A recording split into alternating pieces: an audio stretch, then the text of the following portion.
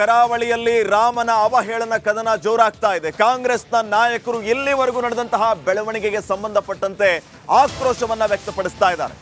ಕೆಲವರು ಸಮಾಜ ಒಡೆಯುವ ಕೆಲಸವನ್ನ ಮಾಡ್ತಾ ಇದ್ದಾರೆ ಅಂತ ಸಚಿವ ದಿನೇಶ್ ಗುಂಡೂರಾವ್ ಈ ಒಂದು ಜೆರೋಸಾ ಶಾಲೆಯ ಬೆಳವಣಿಗೆಗೆ ಸಂಬಂಧಪಟ್ಟಂತೆ ರಿಯಾಕ್ಟ್ ಮಾಡಿದ್ದಾರೆ.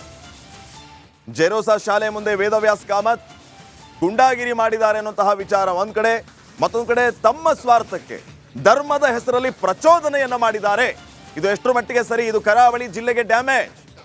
ಶಾಂತಿ ಕಾಪಾಡುವಂಥವರು ಸಮಾಜದ ಸ್ವಾಸ್ಥ್ಯ ಹಾಳು ಮಾಡೋದಕ್ಕೆ ತಮ್ಮ ಸ್ವಾರ್ಥವನ್ನ ಬಳಸಿಕೊಂಡು ಈ ರೀತಿ ಪರಿಸರವನ್ನ ಹಾಳು ಮಾಡೋದು ಎಷ್ಟರ ಮಟ್ಟಿಗೆ ಸರಿ? ಇದು ಆಗಬಾರದು ಅನ್ನುವಂತಹ ಮಾತನ್ನ ಸಚಿವ ದಿನೇಶ್ ಗುಂಡೂರಾವ್ ಹೇಳಿದ್ದಾರೆ. ಇವರು ಪ್ರಚೋದನೆಕಾರಿ, ವೈಷಮ್ಯದ, ದ್ವೇಷದ ಮತ್ತು ಒಂದು ರೌಡಿಗಳ ಥರ ಬಿಹೇವ್ ಮಾಡ್ತಕ್ಕಂಥ ಕೆಲಸ ವೇದವ್ಯಾಸ್ ಕಾಮತ್ ಮಾಡಿರುವಂಥದ್ದು ಎಲ್ಲ ನೀವು ನೋಡಿದ್ದೀರ, ನಾವು ನೋಡಿದ್ದೀವಿ. ಪಾಪ ಮಕ್ಕಳನ್ನು, ಶಾಲೆಯ ಮಕ್ಕಳನ್ನು, ಅವರ ಮಕ್ಕಳಲ್ಲೂ ಕೂಡ ಆ ಒಂದು ಅವರನ್ನು ಉಪಯೋಗಿಸ್ಕೊಳ್ತಕ್ಕಂಥದ್ದು ಖಂಡಿತವಾಗಿ ಅಪರಾಧ. ಅದೆಲ್ಲ ತನಿಖೆ ಆಗಲಿಗೆ ಪೊಲೀಸ್ FIR ಮಾಡಿದರೆ ಇನ್ವೆಸ್ಟಿಗೇಟ್ ಮಾಡ್ತಾರೆ.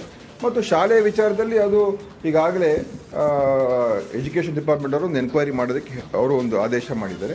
ಅದು ಎನ್ಕ್ವೈರಿ ಆಗುತ್ತೆ.